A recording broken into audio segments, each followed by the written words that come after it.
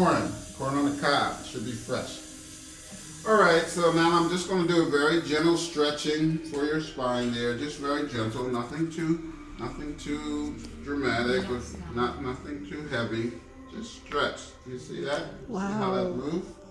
Okay, your body's been waiting for that for a long time. That's that pain when he's picking things up and during gym, his joints get out of alignment and it gets kind of stuck, and you really need this flexibility.